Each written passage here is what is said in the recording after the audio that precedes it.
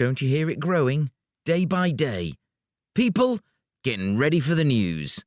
The news of Eastern Promise. I'm Mike Rigby, and this is Eastern Promise, the podcast that explores the full potential of the East of England. From architecture to zoology, we share the best of our region around the world.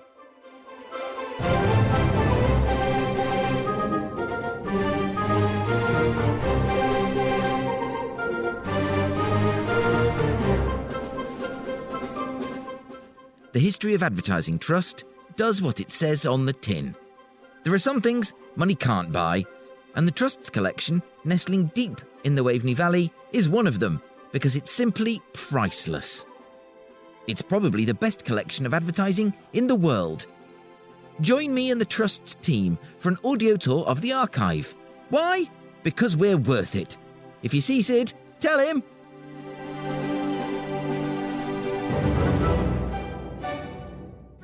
And finally, who let the dogs out? Well, you did. But where do you let them off the lead, eh? Time to go walkies in this week's CROWDSOURCERY.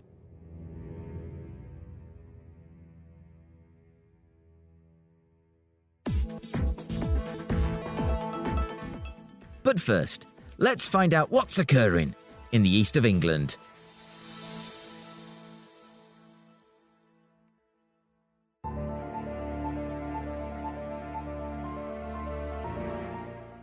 Time is running out for you to get your tickets for the Big Debate 2023. The landmark afternoon brought to you by Norfolk Chambers of Commerce, where panels of expert speakers grapple with the hottest potatoes of the moment.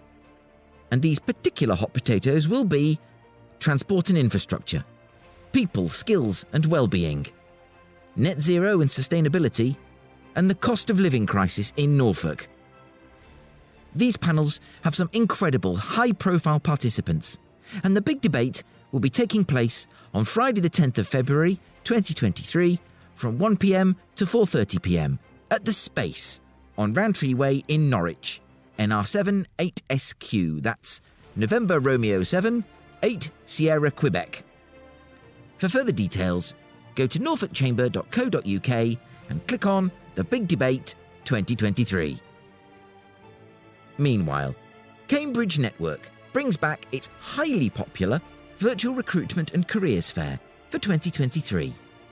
Cambridge Network are proud to bring you a full day of recruitment, which will include hundreds of live jobs, as well as a careers advice workshop, all accessible from the comfort of your own home, wherever that may be. The fair is taking place between 11 a.m. and 4 p.m. on Tuesday the 28th of February 2023.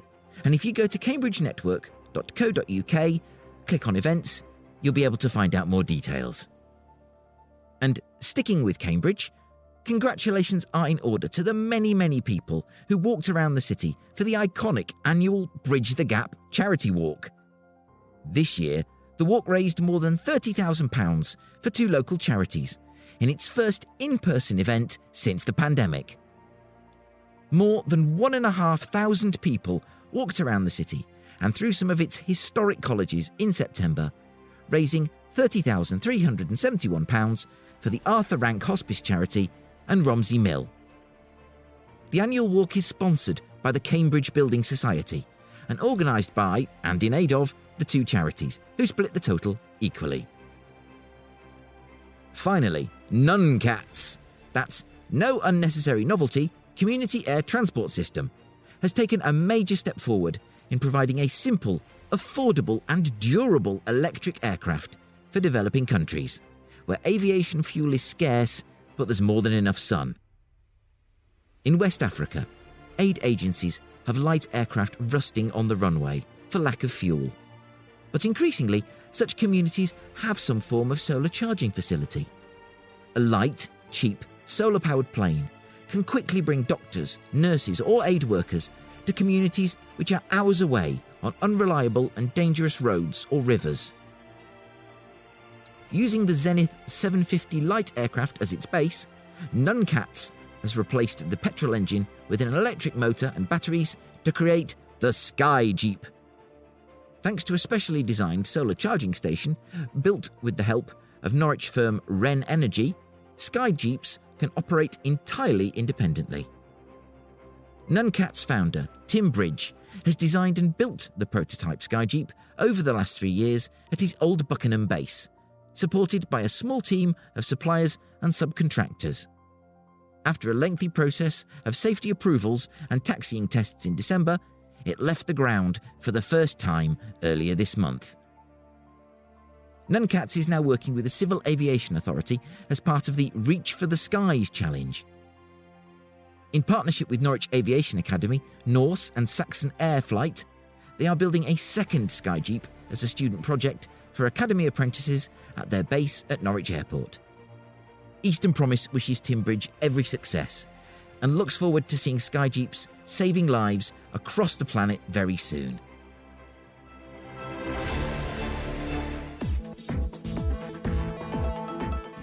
And that's all for this week, folks. Send your news to newsdesk@easternpromise.site.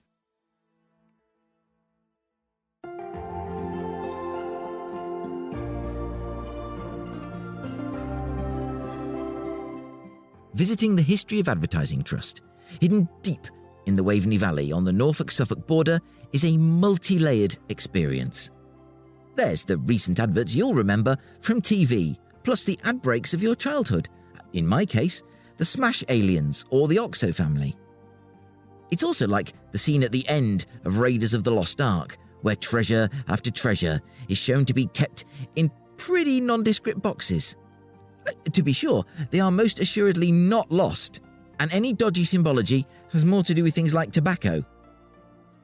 If you're listening to the Omnibus edition of Eastern Promise, then prepare yourself for a whistle-stop tour of the Trust's greatest hits, as well as my chat with John Gordon-Saker, genial overseer of this hoard of pure gold. However, also available on the podcast feed is my tour in full, where Deputy Director Alistair Moir takes me deep into the Trust's catacombs to share its innermost secrets, plus a few treats along the way.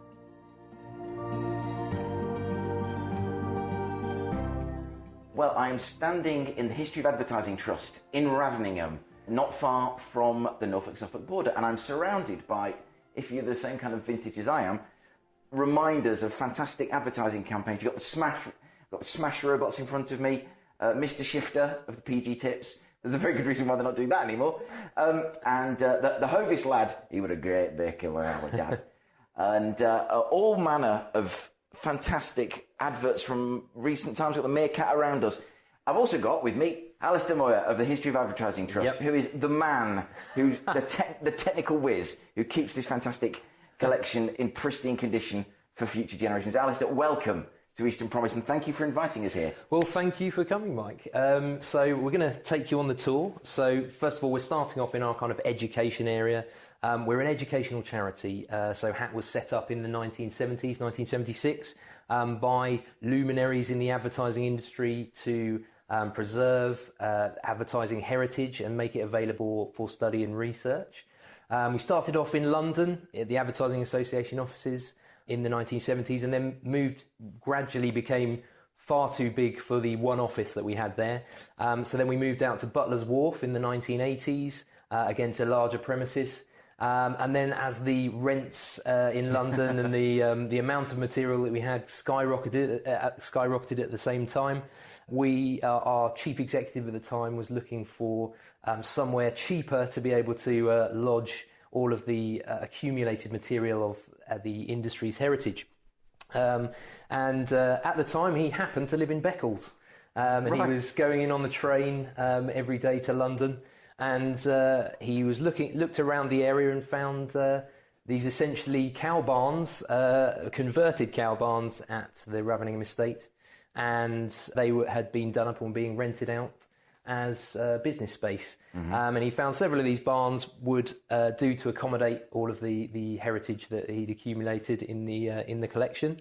And so moved everything out here in 1990.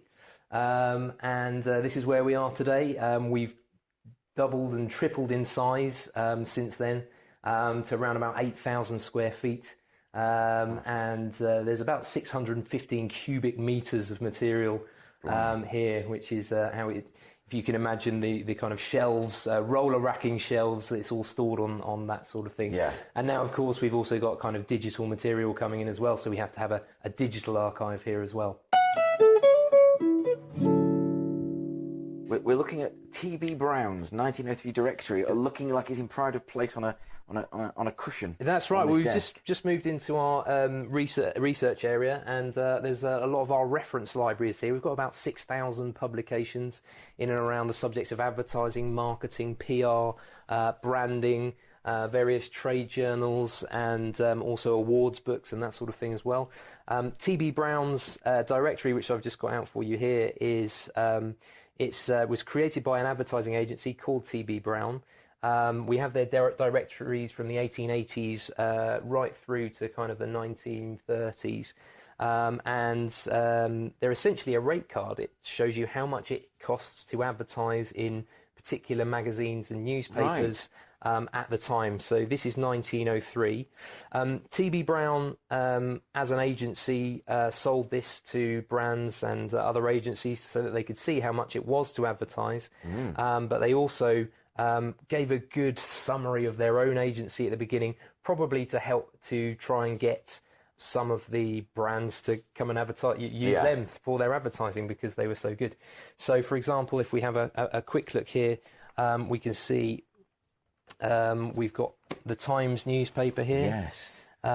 Weekly edition. Weekly edition. But then also, you can see here, to advertise on the front page of the Times, the entire page is £55 in 1903. I dread to think what that is. So today. I mean, in today's money, it's about £10,000, something like that. But it's probably millions now. Yes, it would be absolutely incredible. So there you can see an example of some of the way that it was used in terms of trying to find out how much it was to advertise in the different publications. I'll just show you one here as well. The Eastern Daily Press. You can see there. Eastern Daily Press. 1903. Head office, Norwich. That's it. And you can see to advertise in the Eastern Daily Press, it was 6 shillings per inch. 6 shillings per inch. Oh my goodness! Wow.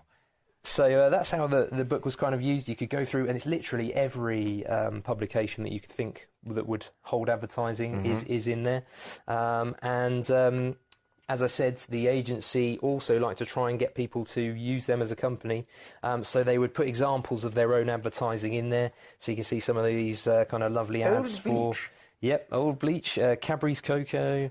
No connection there. Yeah, Dewars Whiskey, various other Bird's Custard, for example. Cadbury's Cocoa makes strong men stronger. Yeah, there you go. But the best thing for us is that it wasn't just... they don't just show their own ads, they actually show images of their offices as well. So, for example, you can see here T.B. Brown's offices in Queen Victoria Street, just on this fold out here. Oh, wow. And then even better, in terms of the history of the industry, they do internal images. So you can see the various departments that were within the agency. See this lovely photographic studio here with these huge kind of cameras for taking photographs.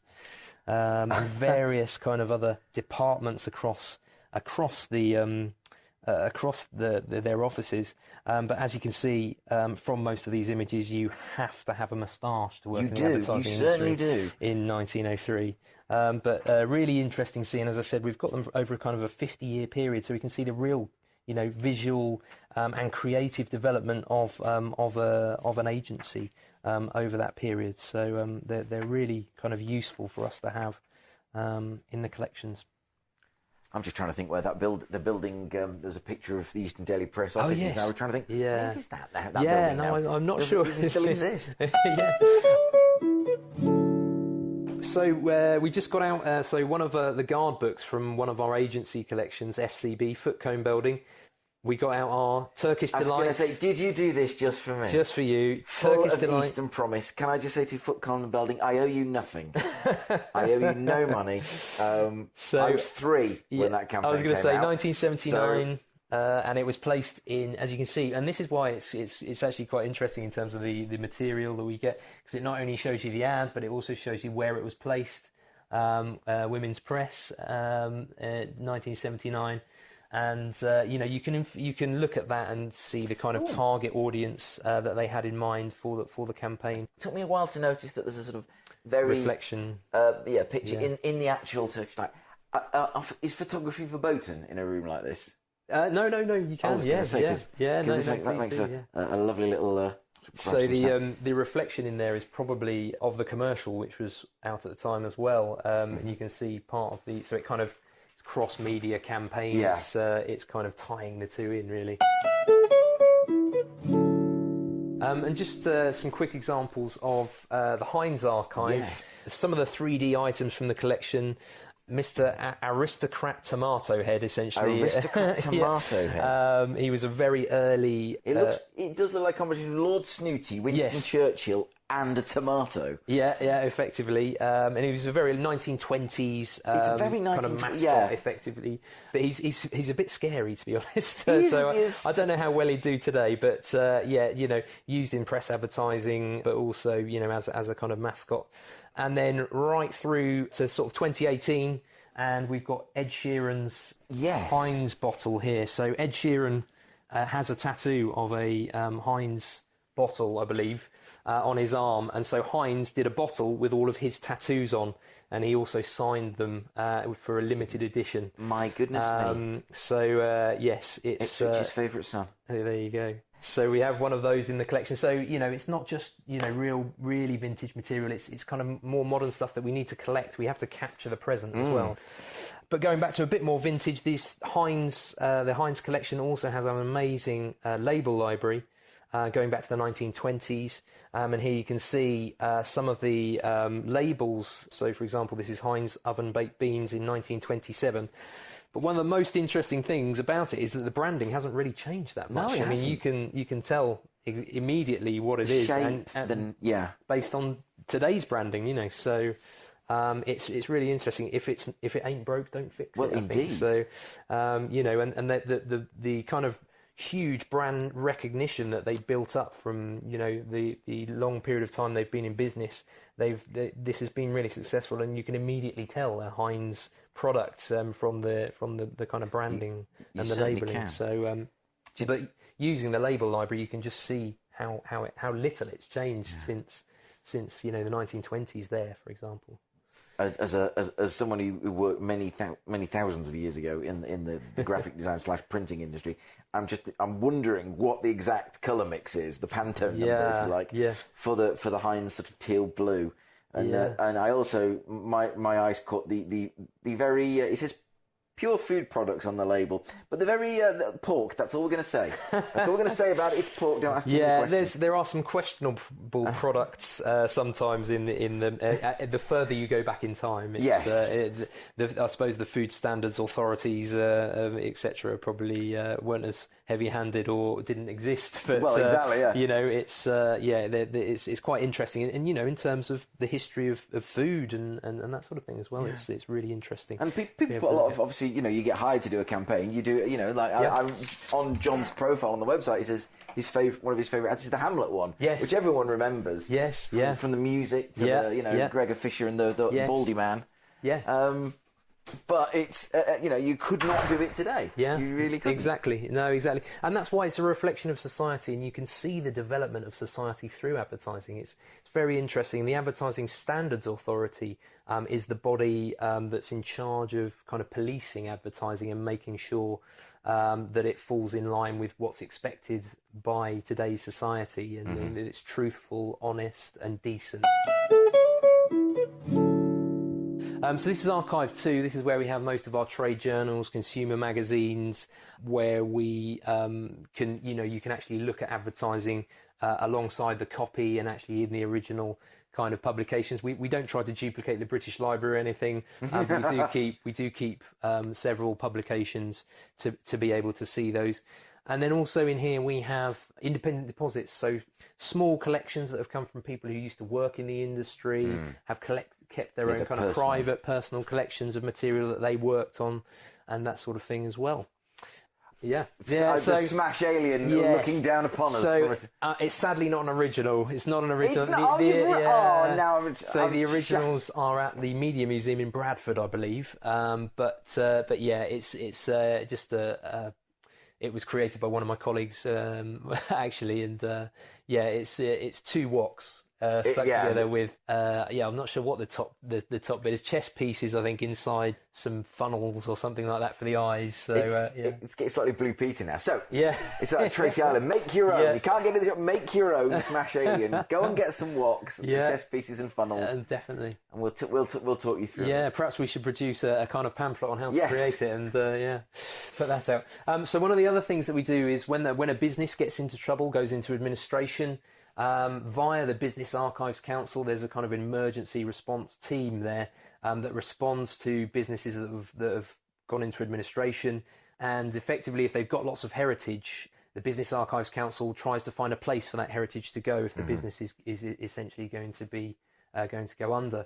And in 2018, Toys R Us went into administration, and we managed to get along to their head office and collect all of their catalogues and all of their kind of marketing material that they held at the head office, including a Geoffrey the Giraffe costume, brand new Geoffrey the Giraffe costume. He certainly is. Peeking out the bottom, my goodness me. So that's all preserved. It's very difficult for me to work on this collection, especially the catalogues, because it's all of the toys I ever wanted as a child and we never got. Have you worn the costume? I haven't worn the costume. So we just moved along the roller racking a bit. Some of the Hovis material. Hovis were an incredible advertiser. They started off in 1886 as Smith's Patent Process Germ Flour. Really snappy title. I can't imagine why they changed it. And it was Richard Stoney Smith was the creator of Hovis flour, and he believed that wheat germ was really nutritionally valuable. He didn't actually have any evidence, but he just had a real belief that it was. And wheat germ was usually removed from flour because it made it go off more quickly. So brown bread was kind of seen as a food for the poor because it kind of went off very quickly and went mouldy. So what he did was he worked out a method of removing the wheat germ from flour, lightly heating it, and then returning it back to the flour. That meant that it lasted longer. So he created his Smith's Patent Process Germ Flour, which then enabled brown bread to become a real staple. So much so that Queen Victoria was a Hovis customer, so to speak. So they got a royal warrant from Queen Victoria. But being known as Smith's Patent Process Germ Flour wasn't exactly great for the brand. Obviously it's too long, and it's also, as a food product, has the word germ in it, which isn't very good. People were just starting to realise what germs did to the body, so they quickly had to come up with a new brand name. So in 1890 they launched a competition to the public to find a new brand name, looking for someone to come up with something for them, and the competition was won by a student called Herbert Grime, and he came up with the Latin phrase hominus vis, which means strength of man, and he put the two together to make Hovis, and that's why you sometimes see a little tilde over the O to denote the joining of the phrase. So that's where the Hovis name came from.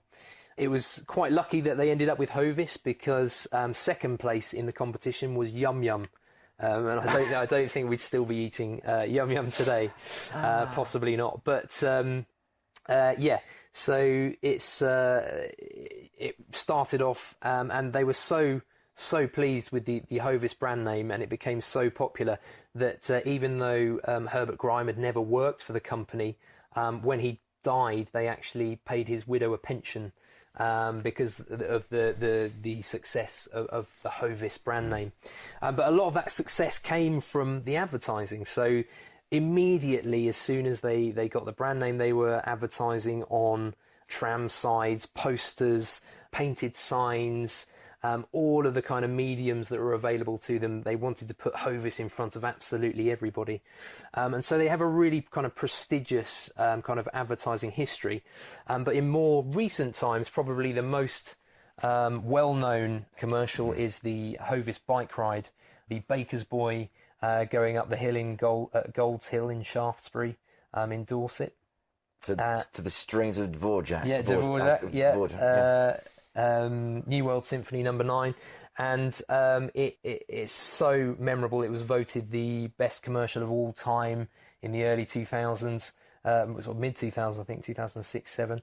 And it's still really well remembered. Quite recently, Hovis remastered the ad and relaunched it, probably about 3 years ago, I think. Right. Just before the pandemic, just before COVID.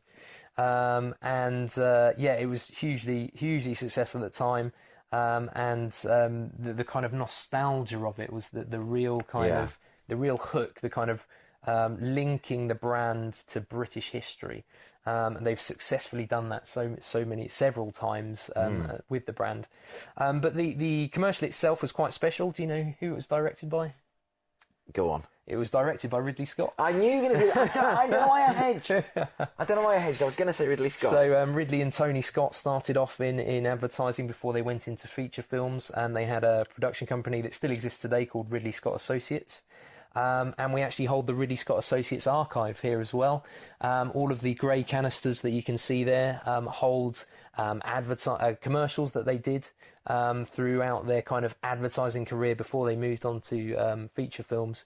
And I don't know if you can just see in the middle on the kind of fourth row down there. It has caught my eye. Alien tests. Yes. So it's effectively a test reel for the film Alien.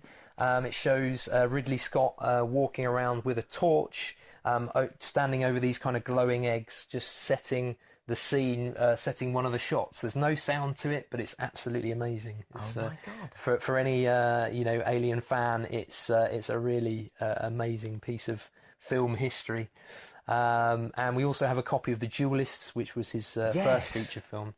But it's through that collection, it's really amazing to see how a director develops through advertising to then go on to feature films. There's a lot of the kind of skills and techniques that he developed in advertising, come through in his kind of films as well. So it's a really kind of fascinating collection to hold. Well, every day's a school day, as they say. And what I've learned just by standing here in front of these roller racks with these drawers and drawers of movies is basically how brown bread came about, how the Hovis got its name, and that here in Raveningham, in Norfolk, you hold possibly, I don't want to be hyperbolic and say the holy grail of sci-fi nerdery, but it's got to be top 10. Wow. No, definitely. Incredible. And you can see how the industry kind of, the ad industry kind of crosses over with so many different creative worlds. There are many actors, artists, directors who effectively cut their teeth in advertising, and the reason is that it was a way of earning money, and they earn the money in advertising either at the start, beginning, or middle of their career, whenever. If they, it's a good way to earn money, and especially at the start of your career, if you're going into a creative industry, you may well find that people, actors, directors, artists have worked in advertising and created some really amazing things and amazing commercials, amazing ads, and then gone on to do even more wonderful things. There's a kind of crossing point, especially in the creative world for advertising, because advertising is this kind of combination of science, creativity, and kind of a creative spark that is required to create really good advertising. So there's all these kind of crossovers with really amazing creatives that have been involved in the industry at some point. Okay, so more roller racks. Yeah, more roller racks. This is Archive 4. This is where we have most of our client collections. So Heinz, Hovis, and Vimto, just down here. Butlins is further through in Archive 6. This is also where we hold some of our agency archives or agency collections. This is JWT. I mentioned the agency earlier, now known as Wunderman Thompson, but it's a really fascinating collection in terms of the administrative material, the background material that it holds, it goes right back to the 1920s in terms of content, and there's 192 different brands represented from the 1920s right through to 1970s in real detail, but it goes through to the early 2000s. And it's all of the kind of market research, consumer research, all of the background material that went into the creation of the ads. And we also have a guard book collection for them, so you can research how the ads were created in the client account files that we have here, and then go and see the final finished ads in the guard book collection, which is where the ads, the finished proofs are kind of contained. But the client account file section, which has all of this kind of background material in it, is kind of gold dust for academics who are really looking to understand how ads were created and the thought process and the creative process behind the actual creation of the ads. And they were doing things like, you can look in the JWT archive and find information on, they're asking housewives during the war what soap powder they were buying, where they were buying it from, how much they were paying, and that sort of thing, what they thought of their client's brand, all of and they went into real detail and really got to know their clients and understand the consumer, all of the consumers for the potential consumers for the product, and then worked that into how the brand could change its products or create products, and really help them to develop as a business and as a company and develop their products, as well as creating this amazing advertising for them that really was effective, because the kind of science, the research would tell them that it was going to be effective, and because they really understood the consumers and they'd done all this market research. But subsequently they created a vast archive of these client account files, this material, which we've managed to preserve, and it's been catalogued and repackaged, and it is available for research. So there's some really amazing brands in there. And just an example of some of the client account files that we have here. This is the notes of Jeremy Bullmore, who was the agony uncle of the advertising industry. He worked in the industry for nearly 70 years, I think, a really long period of time. I think probably 60 years. And he was at JWT, and he was an executive at JWT in the 1960s. And they were working with British bakeries at the time, and they'd discovered that there was a gap in the market for individually wrapped cakes. And these are Jeremy Bullmore's original notes on the creation of a new brand called Mr Kipling. And you can see here, who is Mr K? Mm-hmm. We think that's a cakey voice. Mr K emerges as a cake specialist, makes cakes, only cakes, understandably pleased with them and proud of them. Mm-hmm. And so he's talking about the, obviously, Mr Kipling campaigns, with James Hayter as the kind of voiceover. It's just the genesis of a brand. And then a little bit further down, you can see possibly the first time that exceedingly good cakes is muted as a possible slogan. Oh my goodness me! But these are the kind of the original notes that were put together for the presentation to the brand. So it's not even it's not it's not even a kind of a finished presentation. These are the notes, and this is kind of 1967. Really? But the real kind of genesis of Mr Kipling as a brand that still exists today. I must say, in terms of preservation, you were saying about how long paper can last, but it looks like it could have been written last week. No, definitely, yeah. And and that is, if you preserve material in acid-free enclosures and limit the light and heat that can access it, then you can preserve things for a very long time. And that's why it's so important to preserve this stuff. You might say, well, why don't you just scan it and then throw everything out? But its digital obsolescence is the problem. If you could do that, then you might consider it, but you've got formats that can barely last 5 years, let alone 500 years. Exactly. And as I always say, there's nothing better than holding the actual item in your hands and kind of smelling or feeling the history right there. So another example of Jeremy Bullmore's files is here, and it's this is his letter to all producers at JWT. Yes, and I've seen this. I saw that fairly recently. Because he passed away fairly recently, didn't he? He did, Jeremy. Yeah, sadly, he a couple of weeks ago actually. Sadly, and it was a great loss to the industry as a whole because he really was absolutely fantastic. He had such a vast bank of experience that people could draw on, and he was a really well thought of in the industry. And this is a letter recommending the aforementioned Ridley Scott. It is, yes. So this is in 1965, so well before Ridley Scott has set up RSA or even thought about directing feature films. I have recently met and talked with this young director and would very much like to bring him to your attention. And a bit further down, he seems to me a very intelligent and no-nonsense director who is genuinely interested in making commercials, not just for the loot. Not for the loot. Which I think is a really fascinating insight.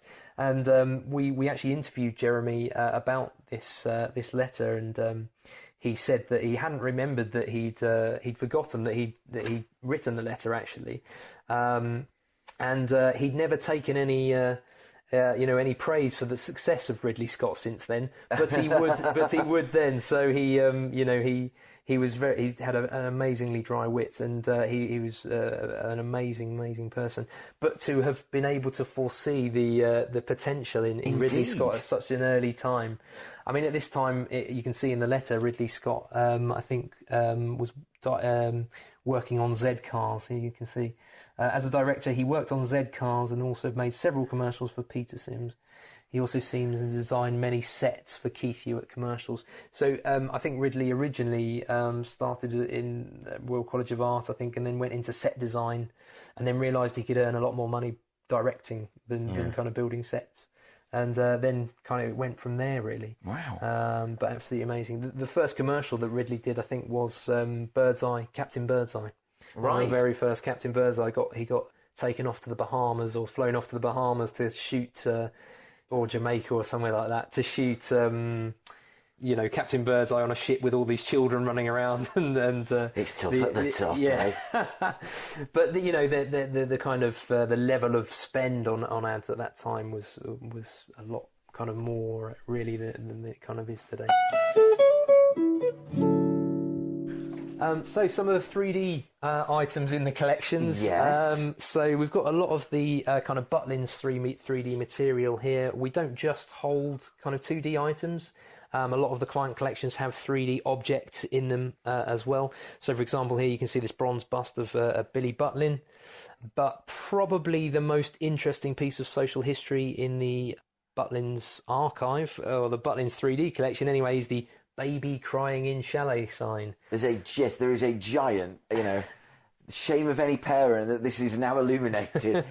It's a light up sign, and effectively you could go to Butlins in the early days, and you could put your baby to bed in your chalet, and then you could go out for your night's entertainment, and a nurse would cycle in and out of the chalets listening out for babies crying, and if she heard one, she'd contact the entertainment venue, and it would come up, baby crying in chalet, camp, row and number, and if it was your chalet, you'd have to do the walk of shame back to put your baby back to sleep.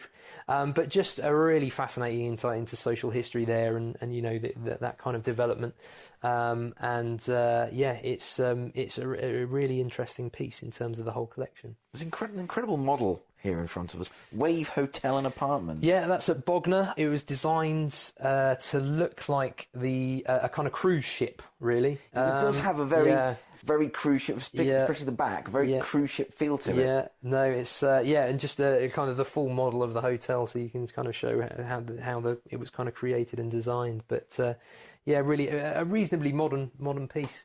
You've got the social cycle there. Yes. I think it's a 1930s example. 1936 was when Billy Butlin set up his first camp. But you could sit side by side with your significant other and cycle around the camp. Only the person on the right-hand side could drive it, though, so you had to go wherever they wanted to go. But you could both pedal. So, a nice way of kind of getting around getting around the camps. Billy Butlin was an incredible innovator. He was sort of the Richard Branson of his time. He was the first person to bring dodgems to the UK in amusement arcades that he had before he set up the camps. He was one of the first people to use a monorail, who was the first person to use a monorail in this country. In terms, it went round the edge of a few of his camps. He also had heated swimming pools, rotating bars, and swimming pools with glass sides, so that you could see, you kind of sit and see your family kind of swimming in the pool as you were having your cup of tea.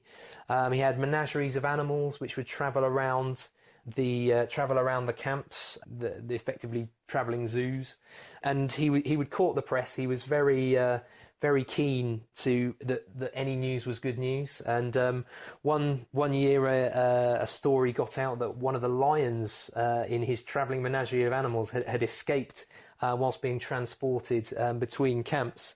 It hadn't escaped, and Billy Butlin knew it hadn't escaped, but he got the press to photograph him walking around the hedgerows of the country, wearing a safari hat and a massive net, holding a massive net, looking for this fictitious lion that hadn't escaped.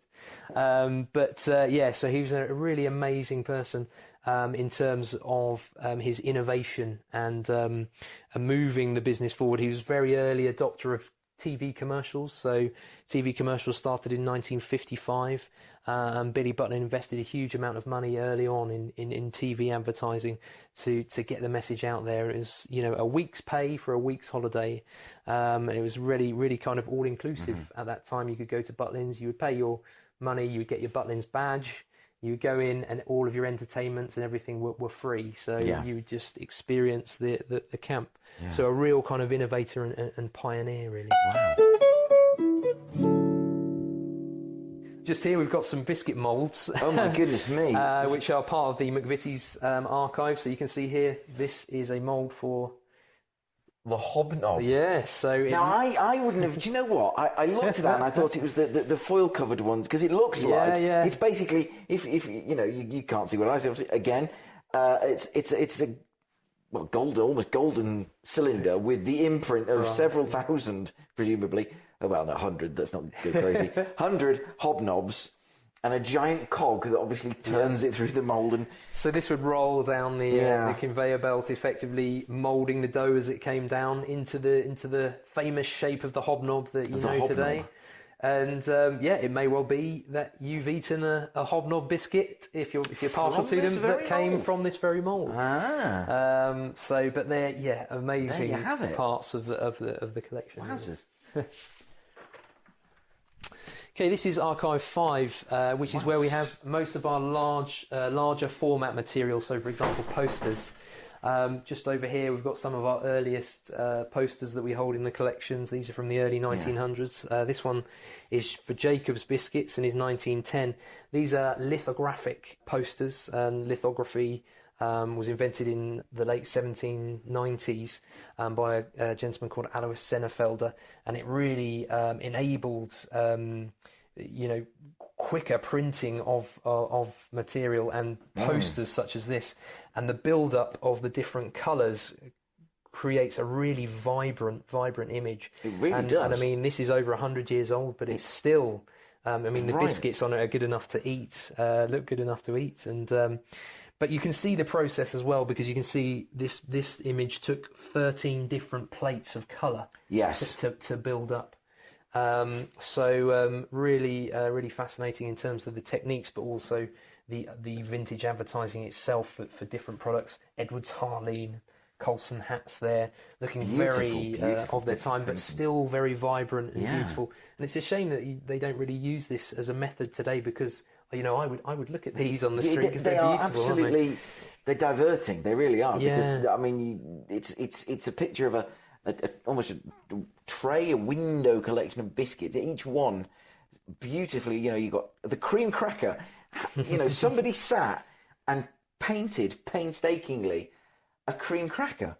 The Osborne biscuit. And wow, thin arrowroot. And they do. You're quite right. They look good enough to eat. We're in this room full of I suppose you call them almost drawers, plans chests, Bit of a change from the roller racking and the high archive shelving, and it looks like you've just pull out some blueprints, but there's decades of fantastic, beautiful images.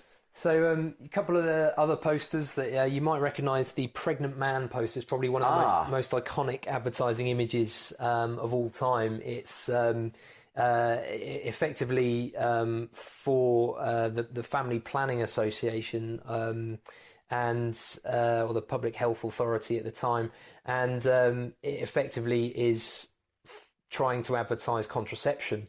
So it shows obviously the image of a man with a pregnant belly, and it says, "Would you be more careful if it was you that got pregnant?" And at the time, this was a really shocking image to see.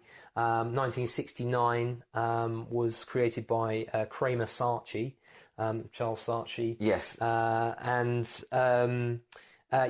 was one of the first kind of shock effect ads to really put across a public information message, and at the time it was really innovative, and because of the shock value, it really drove its message home, and it's become one of the most iconic images in the advertising industry. Another one there is again for Kramer Sarchi for the Health Education Council, and it's about letting flies land on your meal. I shan't read it out, but it makes you want to keep plenty of fly spots handy. Yeah. Let's put it that way.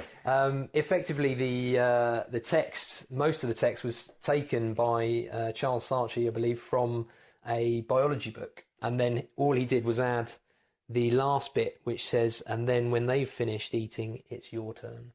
So he just added that to it, and that just really, drove home the message and that kind of shock value, shock effect. You've got here several examples of... you always slightly feel sorry for these people who sort of... beautiful work has been kind of coloured by association. They're Benson and Hedges ads. Yeah. And, most of them have got a warning about Middle Tar, which sounds like a place in Kent. I'm just driving down to Middle Tar, darling. Beautiful images with the government health warning along the bottom. Yeah, so one of the things we're asked to talk about reasonably regularly is tobacco advertising, because it doesn't exist today. You can't advertise tobacco in the UK, and you can really see a creative and a kind of creative versus regulations journey with tobacco advertising. So, for example, you can start off with these here: 1930s for Craven A. For your throat's sake, smoke Craven A. I value my throat, that's why I smoke Craven A, made specifically to prevent sore throats. Yes. I can smoke as many Craven A as I like, when I like, without any ill effects, Craven A. So there's effectively no regulation. It's saying that it's all healthy to do it. You've got sports stars, you've got actors. You can see them smoking, the cigarette in the ad. It's just really, terrible, really, by today's standards. But at the time, you were allowed to do that, and they did do it, and they kind of gave out these what they said were facts about cigarettes and smoking, and tried to convince you that Craven A were actually a kind of mild cigarette that wouldn't damage your health in any way, and were in fact good for you. Then in 1962, the Royal College of Surgeons brings out its report on smoking and lung cancer, and it effectively says, it's very linked. And the government responds by banning the advertising of cigarettes on TV in 1964. So all TV commercials for cigarettes stopped at that point. You could still advertise in the press and via poster.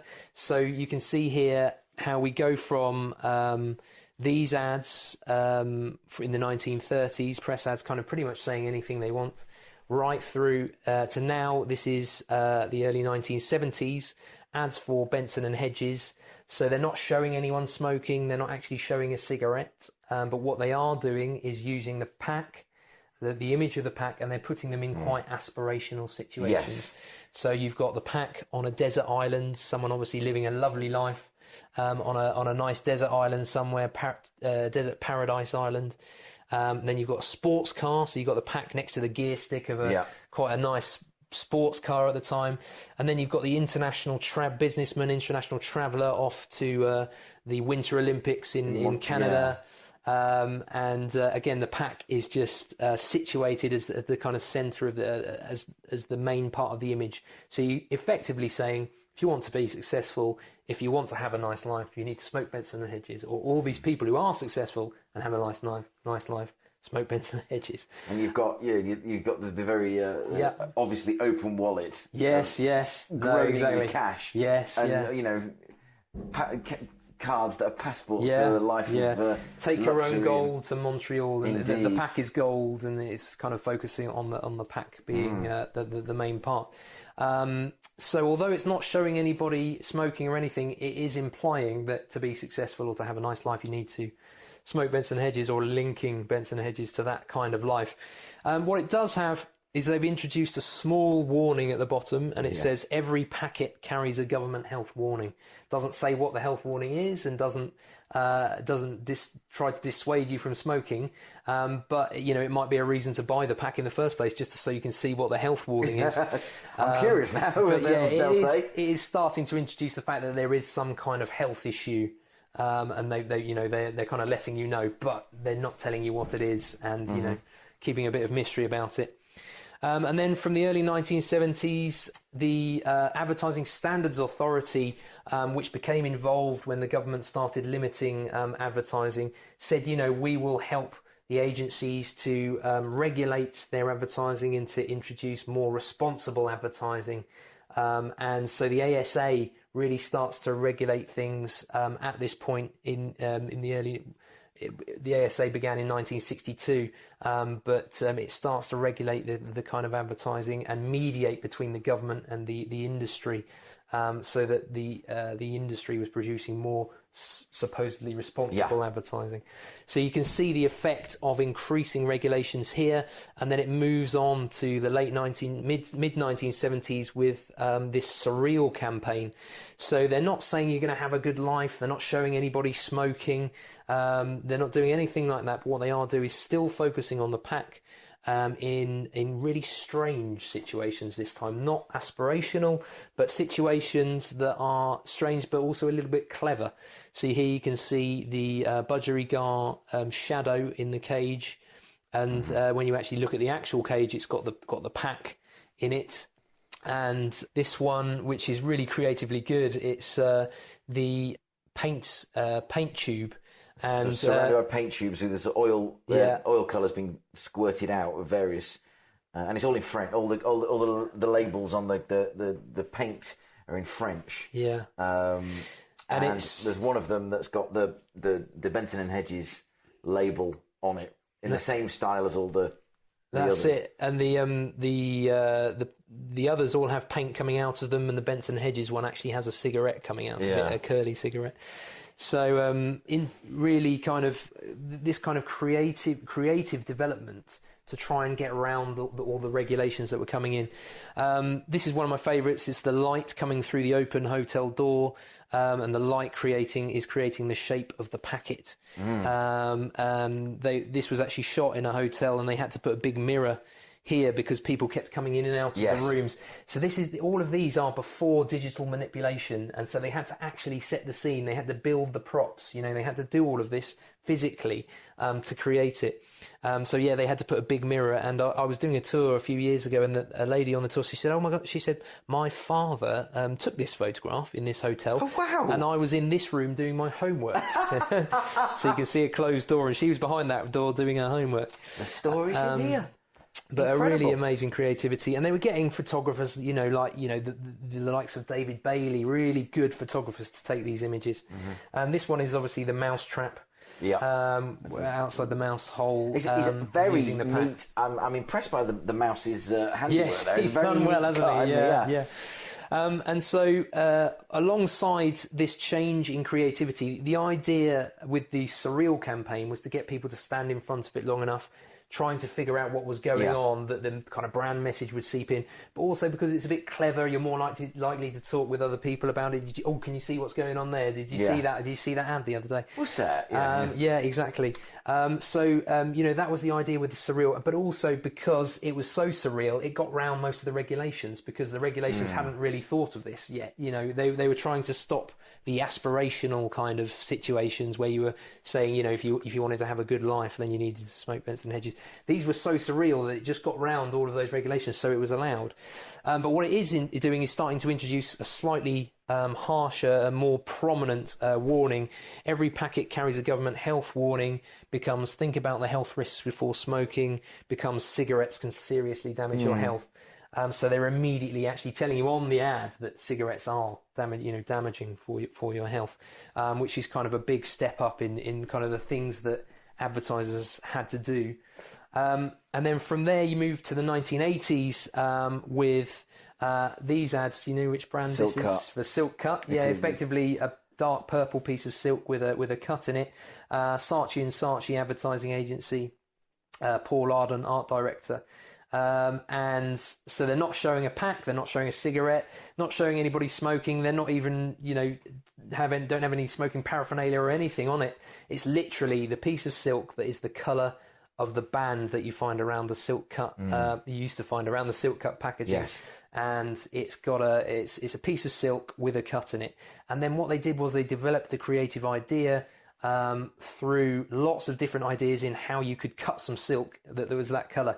So you go from here to the can dancing scissors with their silk skirts. So they're kicking their legs in the air, which are the sharp pieces of the scissors, which will eventually cut the silk skirts. But we're now at smoking kills. Yeah, exactly. I mean, you on the one hand, you really admire the creativity and the genius to sort of get around, as you were saying, the regulations, but for something, So effectively, the journey is that you can see the regulations come in and you can see the change, but the actual regulations lead to better creativity because they have to get around this kind of regulation. So it goes from just stating specific things that they think are facts or not, through to these more kind of creative ideas that give the viewer, give the idea that the viewer actually has a bit of intelligence and can work things out. And, it just leads to better creativity in the advertising. And so it's a real interesting insight into how the creativity gets around the regulations get improved, so the creativity has to get better, and so that actually leads to better advertising in the end. But you then also have the stark example of you end up with smoking kills on the ad, and it's quite a large proportion of the ad as well. Cigarettes can seriously damage your health, but one of the reasons that creatives could get away with increasingly surreal ideas was because they had to put this warning on the poster. So as soon as you saw the warning, you knew exactly it tips you off, exactly what it? It was. It was a tobacco ad or it's a cigarette ad. You just have to work out which brand it is from the ad. So it's it's a really kind of amazing kind of cooperation between the regulations trying to limit this, but the creatives getting around the regulations, which then subsequently leads to better advertising. So, it's really, really fascinating to see the development. Incredible. Thank you. So that's thank you very much, Alistair. That's fascinating a short stuff. Tour on, and obviously can't get everything out. No, but, I know. But it's you've just absolutely some of the highlights of the collections. Well, fantastic, and what you've shown us has been absolutely amazing. Makes you think. As we were saying, it teaches you something, especially about brown bread. Yeah. And where nerds can find the test cut of Alien. Thank you ever so much, Alistair. It's been a pleasure.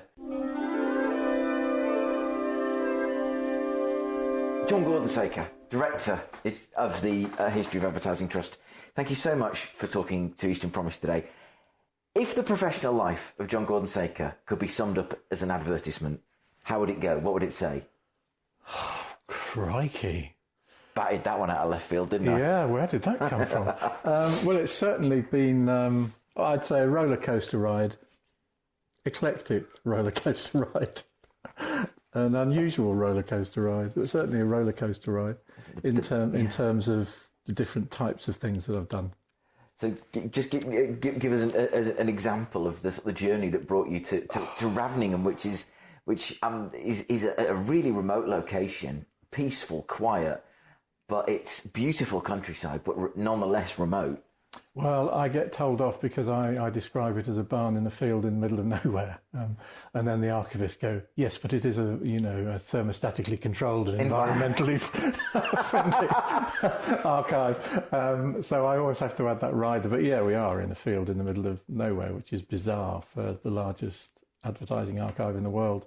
But my story started off, I always wanted to be an actor, and my dad said, no, get a proper job. So I did. I joined Midland Bank in the 70s. Worked around Norwich, worked in Beccles, which of course is just now up the road, so I sort of feel I've come back full circle. And then got moved totally inexplicably to the video unit down in Surrey. And after 3 years of that, when they tried to move me up to Sheffield, I left the bank and had a career in video and events and the web and communications and conference and incentive travel. And it took me to some interesting places and a tour of Britain, or a tour of the East and the Southeast in terms of locations. But I guess the highlights were working for World Productions, which of course now does Line of Duty, and at the time we were doing Balakis Angel and Cardiac Arrest and This Life. And John Heyman and Chris Blackwell, who set it up, and Tony Garnett sort of basically took a punt on some bloke who did something in corporate video. They didn't really know what it was, but it might pay the overhead while they were setting up the broadcast division. And that's how it happened. I just tend to have been in the right place at the right time. It's funny. We're looking at the letter from Jeremy Bullmore to saying, this young bloke called Ridley Scott, you may not have heard of him. So, again, it's this building seems to be about right, a lot of people being in the right place at the right time. The right time. And the WPP connection, I ran their brand communication agency for 2.5 years. So, again, I sort of come full circle. And that, how I got the job was, totally informal as well. I knew Richard, my predecessor, through networking groups in Norwich. And he said, he was now running something called HAT. I said, what is it? And I thought, because of my background, I thought, blimey, I at least need to go and visit. So I came and visited. Alistair took me on the same tour you've been on, and my jaw was just dropping at every turn in every archive, at the stuff that we've got here. And I didn't think anything of it. I just said goodbye, thanks, very really interesting, and if we can do anything together, that would be great. And then 6 months later, he phones me up and says, I'm thinking of retiring. Do you know anybody who might be interested? And of course, both hands shot up. I leapt out of my chair and, got the job after some stiff competition and some hefty interviewing. Golly. What does it mean to be in charge of something that has the suffix largest in the world? The largest X in the world. I mean, that's... What a day in the office, I'm just going to the largest of its kind on this planet. So what does that mean? I think the history, which is, a bit of a giveaway in the title, is probably the thing that I get most bowled over about. I mean, just today, we've discovered, we always thought that the first ad was back in 1650, something. The one that we had. We thought it was 1684. 1684. There's another one at 1680. And London, Eve was just going through some boxes this morning, and she found this one that was earlier. I mean, it's hard to imagine that we'd ever find an earlier one. But I think it's just it's not the weight of it, because in the greater scheme of things, as an archive, we're very niche. We're only going to appeal to, the advertising industry and brands and history students. So it's nice to have the tagline, but as a charity, we're an educational charity. We're not saving children's lives. We're not housing the homeless. We're not dealing with bereaved children. So it's difficult as a charity to appeal to a broad selection of donors. So we've got a narrow market to focus on, and that is the brands and the agencies. Sometimes on this podcast, you're taking something from the east of England, from Norfolk, Suffolk, Cambridgeshire and Essex, and you're trying to introduce it to the world. And with this, it kind of feels like almost, in a way, the reverse. There's something very much global here that you kind of trying to tell the people of our region, you do know this is here, don't you? You do know that this fantastic, I mean, jaw-dropping, as you say, jaw-dropping resource is right on our doorsteps, and we're so lucky to have it. And then you look at something like Brandland, and it's kind of almost obvious that you're here in a way. So, I mean, does that East of Englandness, that Norwich and Norfolkness of brands and branding feature a lot? Is that a happy accident? I think it's a happy accident. I mean, I think I'm a Norfolk and Norwich boy, and everything I do, whether it's this or the film festival or Norwich Bid or Visit Norwich, it's all Norwich centric. And I'm a huge passionate fan about Norfolk and Norwich and want to spread the word, and I'll do that at any opportunity. So promoting and celebrating the advertising industry, which is what we do here, it is sort of just luck that we happen to be in Norfolk, because this guy set it up who lived in Beccles. We could be anywhere, and actually being in Norfolk is a bit of a disadvantage because nobody knows about us. Not even people in Norwich know about us, because we are in a barn in the field in the middle of nowhere. So I would love us, and Alistair and the team feel the same. We'd love to have sort of like not a high street presence, but a presence where we have a shop window where people can actually see what we do, where we become the archive in a barn in a field in the middle of nowhere, but we have a presence either as part of a touring exhibition or a static exhibition in places around the country. And then we can engage more with the agencies that are pretty much all based in London, although there's some impressive regional ones, and brands that are, of course, spread all over the country. And that's just England and Wales and Scotland and without the rest of the world.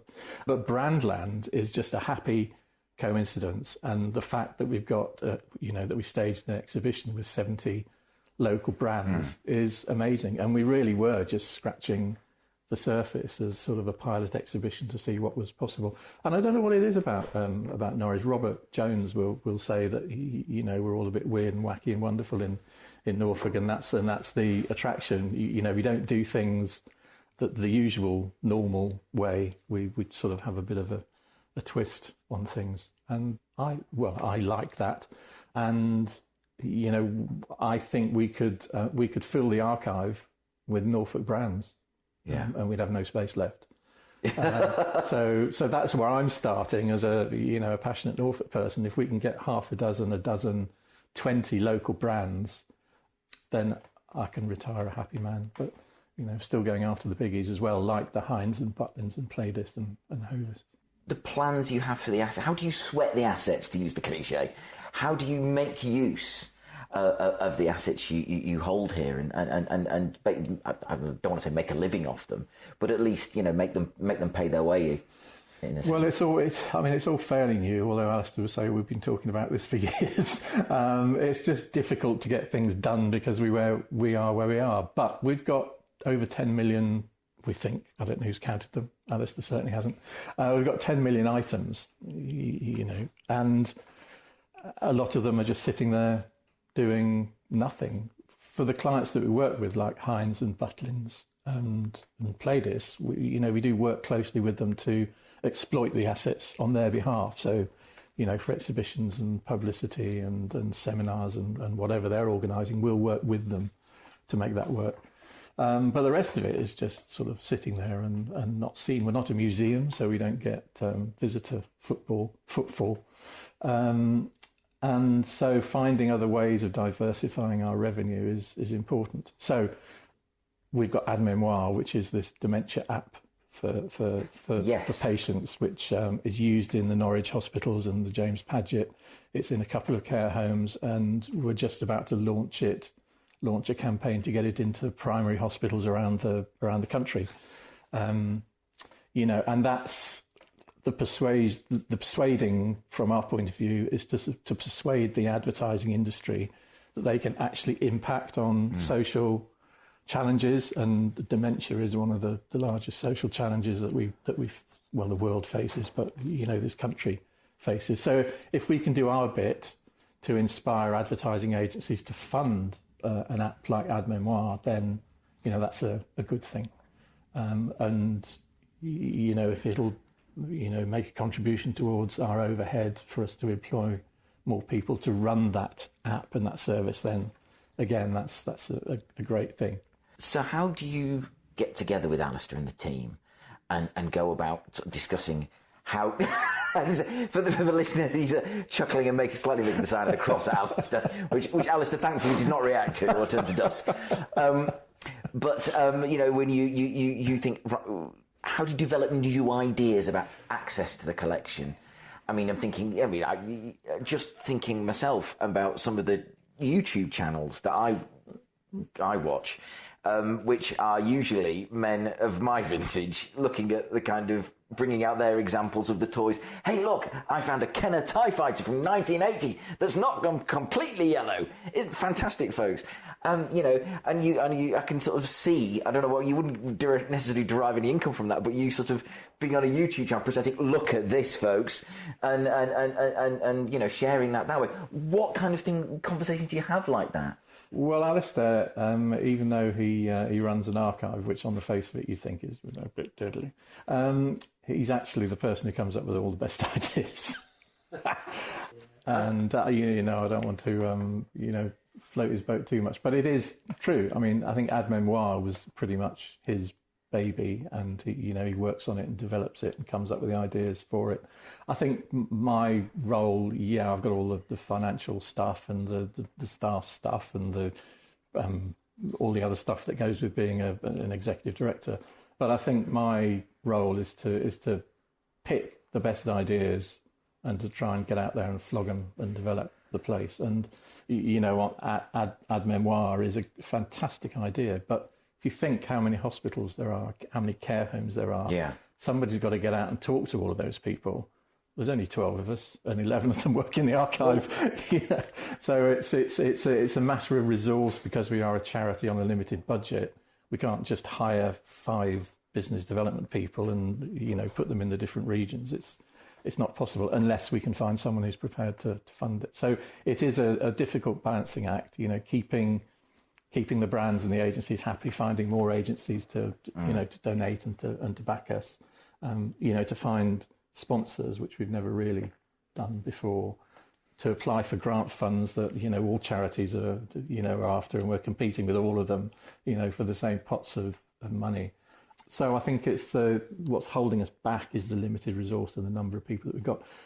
Loads of ideas, and they come from all parts of the personnel all the time. We have, because they're not allowed to drink or eat in the archive, we get together for tea and coffee breaks, and that really is, a really good creative platform for ideas. Yeah. We'd love to be a dairy, as we talked informally before. We'd love to make cheese, but sadly we haven't got the space. Space to make cheese now. I mentioned this earlier before we started talking. I'm intrigued because your profile on the hat website not only talks about your favourite advert. I'm going to have to change that, because I wasn't expecting to have to talk about it. Because you're a source of a fruitful source of conversation, because you say your favourite advert being the Hamlet, and we talked again about very clever, very funny, made in many ways Gregor Fisher as an actor, and he's up there now, the Baldy Man.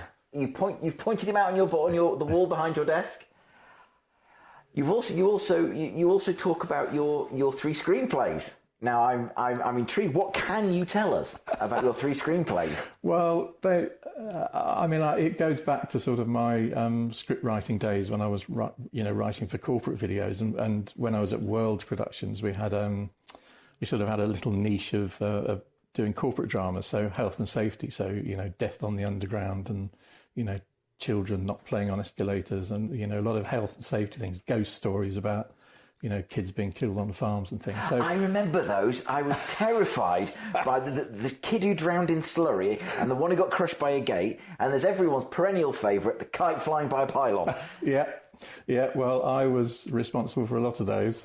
And so I sort of got involved in the writing side of that. So I've always had a bit of a daydreamy, vivid, imagination as a child. I was, always doing the things, but that'll never happen, John. It's not going to happen. You just don't join the bank, do something sensible. Don't do that. Don't do that. And I just had these ideas in my mind, and sort of three particularly. And when I found myself building a house up in Leicestershire in my garden, and doing my bit to support my partner, who was an opera singer, get her career off the ground and look after our daughter, I had a bit of time on my hands, so I literally thought, right, this is the time to dig these three scrappy pieces of paper out of my briefcase that I've been carrying around for the last 20 years and do something about it. Literally sat down and in 9 months wrote 3 screenplays. And then I sat back and I thought, well, that's nice. That was an interesting experience. That was fun. And then I thought, I suppose I better do something with them. And how does, an unpublished writer with no screenwriting experience actually get these ideas off the ground when, you're busy doing other things? So I did stupid things. I got on a plane, flew to LA, with these 3 ideas in my briefcase, knocked on production companies' doors, and they all said, yeah, actually, you need to get yourself an agent, get back to England and find yourself an agent, and then they can send them to us. Right. Sanitary lesson number 1. So just so naive. And then I just sort of forgot about them. And while at a film festival, Norwich Film Festival launch about 4 years ago, bumped into a director whose work we were screening, talked to her about one of them, and she said, that sounds really interesting. Can I do it? Can I take it on? So I said, yes, absolutely. So one of them it's funny. I think it's funny. It's a cast full of, think of any female comedic British actor, and there's a role for them. So Jennifer Saunders, Dawn French, Celia Imrie, the same sort of level of people, Vanessa Redgrave, Liz Smith, if she's still been alive. And it's all about a celebrity chef who goes to war with a WI.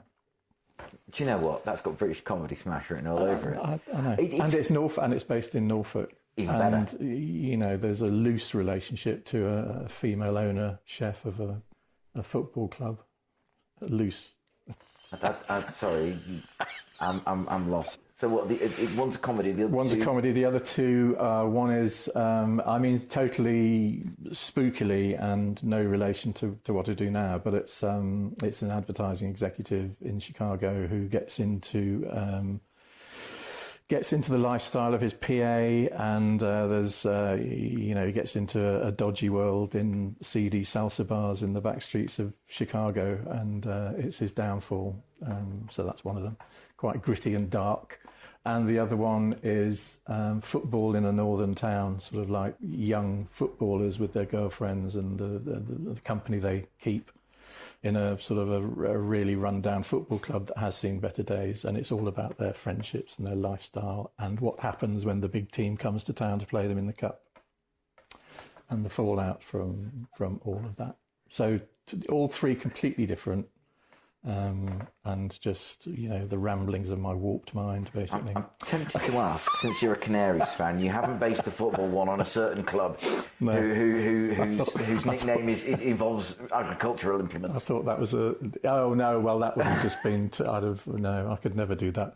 And I couldn't base it on Norwich because I'd be hounded out of the city. So. No, I didn't think for a minute you'd do that. Anyway, John Gordon-Saker, I have had an absolutely amazing time. What a mind-blowing tour of discovery and education, which is appropriate for charity.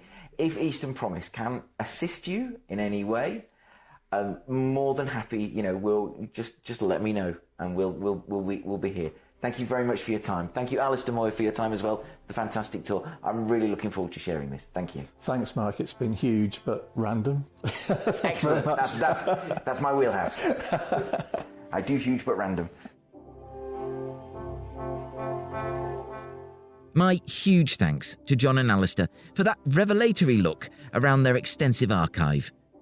To find out more about the Trust, go to HATADS, that's HATADS.org.uk, where you can also find the aforementioned profiles of the team.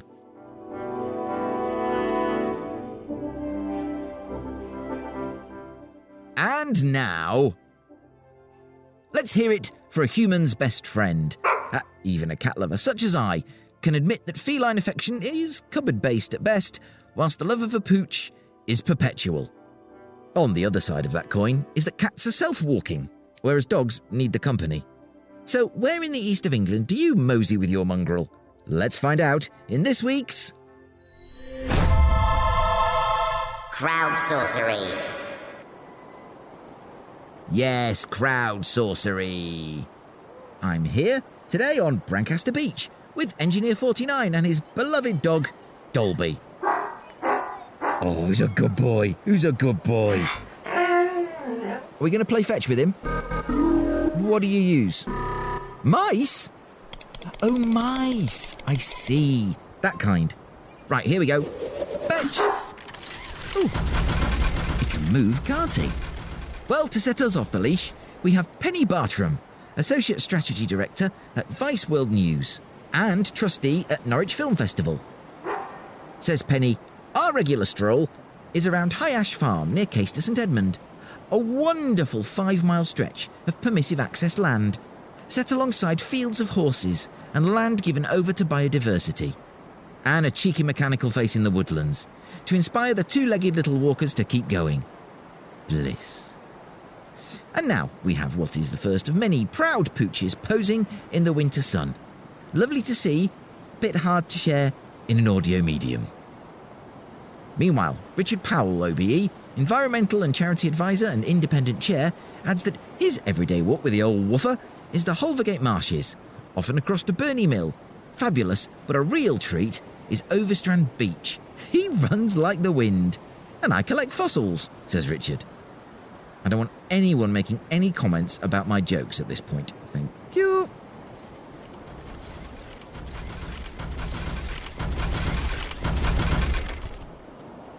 Oh, he's brought the mouse back. Look, good boy. Who's a good boy? Have you got another? Yeah, here we go. And fetch. God, look at him go. The region's beaches are huge favourites of your little buddies. Case in point, Alice Whitney, founder-director at Creative Nation. She tells us that her 4-legged friend Milo's favourites are Dunwich Beach and forests and woods. Lots of good sniffs and other doggies to meet, and lots of local doggy-friendly pubs too, very important. But Milo, frankly, likes to head anywhere and everywhere. Thank you very much, Alice. Also beach-bound is Dr. Garrick Fincham, Associate Director of Planning at University of East Anglia and indie author, and an upcoming guest on this very podcast. Garrick recommends Brancaster Beach, where we are today. And at this time of year, they make the epic struggle, Scott of the Antarctic style, to get across from the car to the tea hut and back. We like to sit in the warm and look out of the window. His coat's lovely. What colour is it? Chrome. I see. Oh, where'd you get him then? Pets at home? PC World. Ask a silly question. However, Jack Weaver, Greater Thetford Partnership Manager at Brecon Council, makes sure his dog is spoilt for choice. Where to start? Asks Jack. Linford Water and Arboretum is fab. Mitzi loves running madly around there. Saying that, any fire track or formalised route through Thetford Forest. Holcombe Beach must surely be up there. You can watch your dog run away for about 20 minutes. It's so flat. Linford is also the choice of James Williamson, Project Manager for Engineering Success, on behalf of NAME, New Anglia LEP, and the Cambridge-Norwich Tech Corridor. Gotta be Linford Hall, says James. Covers everything from off-the-lead freedom, swimming, small coffee cart, and best of all, a mini agility course, which is accompanied by another photo showing James's dog absolutely crushing said course. By which I mean doing very well, not like he's Godzilla. At this point, let's welcome Barry Hayter, Head of Sales and Marketing, Electronic Terminations and Roland Plastics, the Roland Group. Barry says, along the river at Woodbridge, scenery is great and sunrises and sunsets are just amazing.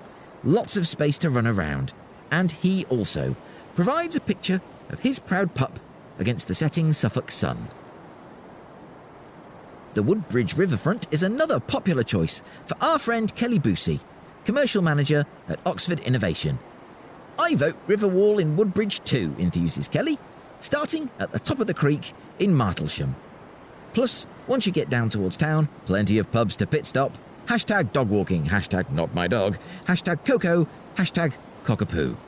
And Kelly goes one better with a photo of the full team boozy. Time to welcome another new friend in Helen Oldfield, PR coach and consultant, who ranks amongst her superpowers words and storytelling, campaigns and reputation management. Helen, I'm not sure even your skills can save this feature, but let's plough on. Mike, I'm always reluctant to say I own my dog. I think she owns me, because I am clearly at her bark and call 24/7. It's more like I am Bindy's personal canine concierge service. Helen, that sounds like a cat to me. But I digress. Beautiful Holywell's Park, says Helen, in Ipswich, or on the waterfront are my most frequent dog-walking destinations. Delightful views guaranteed, and in each case, a welcoming and familiar dog-friendly cafe, in easy walking distance, always the Cult Cafe. That's one to try out when I'm back in Ipswich next month, Helen. Thank you, and welcome to CROWDSOURCERY. Lastly, we turn to friend of the show, previous guest, and another frequent crowd sorcerer, Simon Hughes, Director of Property at Norfolk County Council. Simon says, to be honest, his pooch is happy having a walk in the city, near old monuments, anywhere a pheasant has been, blickling. But a burn along the beaches near Haysborough is always the favourite. Another photo, and your dog certainly looks game for game, Simon. Well, we're here on the beach, and I regret to report that Dolby's gone missing. Do you know where he might be? He's still fetching. Oh, here he comes now. What's he caught? He's caught something. What has he got?